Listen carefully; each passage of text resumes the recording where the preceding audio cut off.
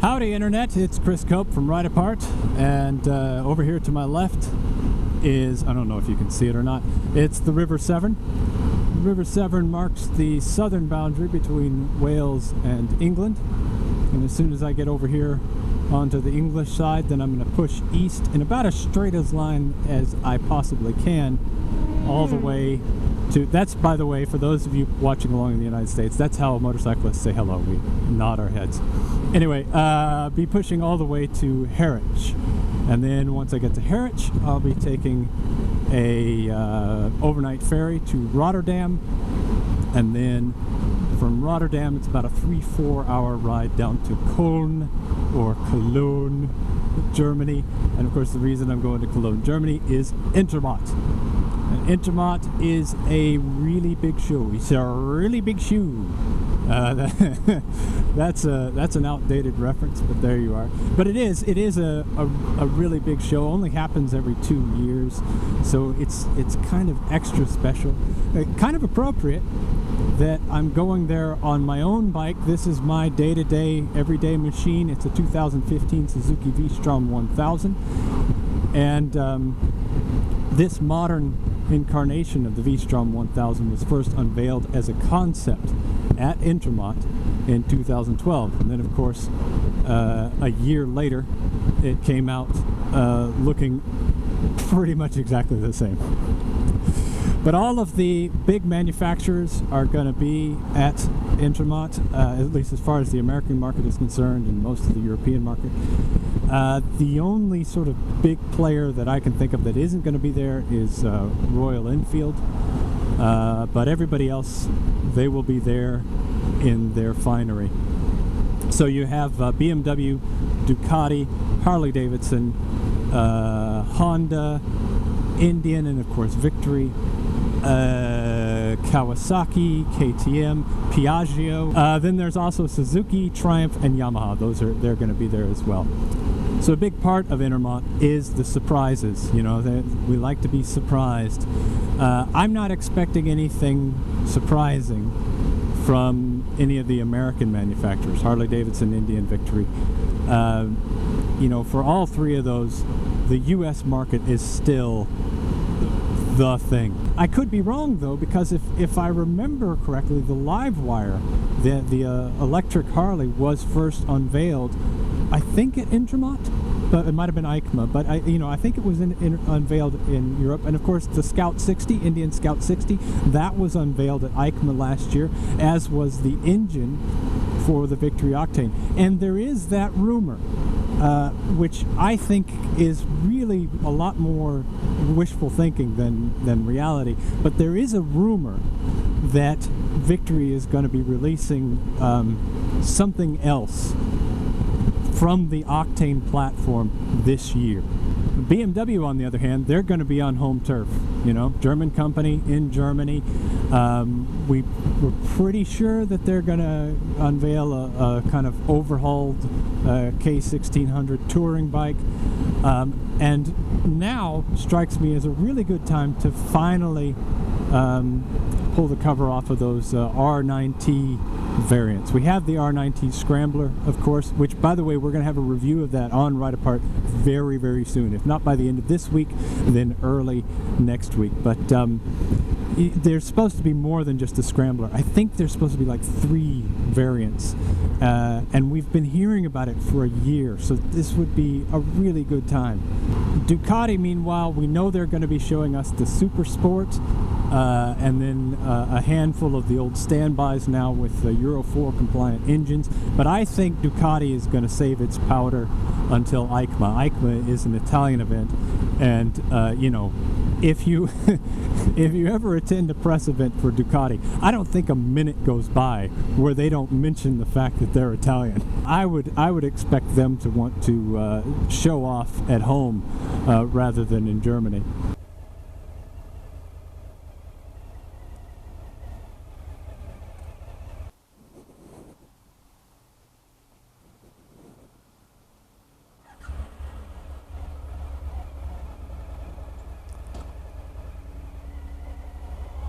Okay.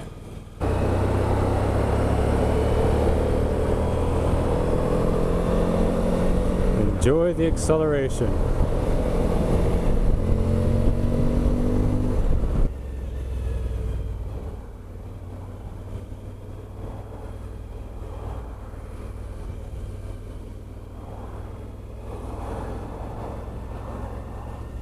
So moving on to Honda, we know that the CBR 1000RR, the Fireblade, we know that's coming. There's pretty strong rumors over here in Europe that the Africa Twin is going to get a minor update. If that's true, I would expect attempts to make the Africa Twin a little bit more roadworthy. You know, we know that that bike is great off-road, but there are a lot of people, myself included, who like off the adventure bikes on the road. Manufacturers don't make any other kind of bike that does all the things that an adventure bike does. You know, I have a commanding view of the road. I'm super comfortable. I'm able to carry a lot of stuff, and I've got a lot of power. So the Africa Twin could be a great road bike. It needs tubed tires, or rather tubeless tires. It needs tubeless tires. There's talk of cruise control, which would be spiffy, and maybe it would be a good idea to get some more aerodynamic luggage. Also the screen, you could make an adjustable screen a little bit wider. That would probably be a good idea, but nothing major I wouldn't expect if that happens. Meanwhile, you have the stalwarts, the old mainstays of Honda. Honda has a lot of models that have been around for a while, and when you have Euro 4 emissions looming, you have a lot of models that either have to change or die, and it will be interesting, really interesting, to see where Honda goes. Then we have Kawasaki. Oh man, I'm stumped when it comes to Kawasaki. They've been really good at sort of keeping their cards close to their chest. There have been rumors that Kawasaki is going to release several models this year, possibly up to half a dozen. But where they go, you know, where Kawasaki goes, I don't know. I can't, you know, maybe I was talking about the adventure, maybe it's sort of like a true adventure bike. They don't really have one of those. You have the Versys, but the Versys is like the Strom, you know, you don't really take it off-road. You do have the KLR 650, but that bike, man, that's old. So the next one on my list is KTM. You know what? I've got to be honest. I'm not really a KTM guy. I feel blasphemous in saying that because you can find so many people who just love KTMs and just, you know, sing songs about them in the hills. But maybe that's just because I haven't had enough time with a KTM. You know, that's probably it. I just haven't had enough KTM exposure, and maybe that's going to change soon because there are some exciting things coming from KTM. We've seen the spy shots of that parallel twin Duke, the 800cc, they're saying. I think Intermot would be a pretty good place for KTM to unveil some special stuff. You know, you have that Austria-Germany connection, the same language, a strong connection, and so in a way, in a small way, it's home turf for KTM. Plus, this is the year of Husqvarna. This is the year we're expecting Husqvarna to return to the street, as it were. And of course, Husqvarna owned by KTM. Husqvarna is not mentioned in any of the Intermot literature, so it may be that KTM is planning to let Husqvarna be the star of the show at EICMA, and then maybe they would do all their big stuff at Intermot. London traffic, this is a Sunday night.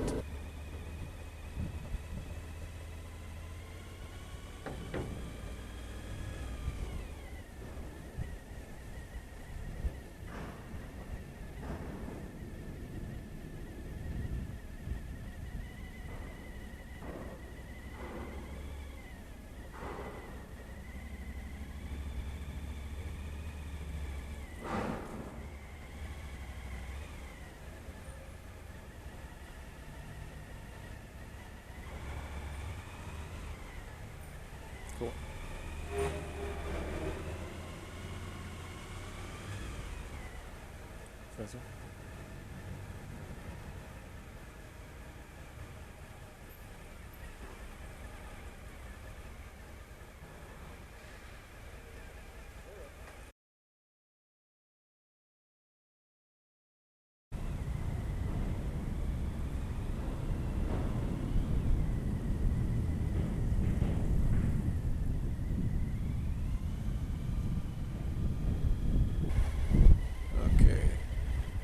This is wrong.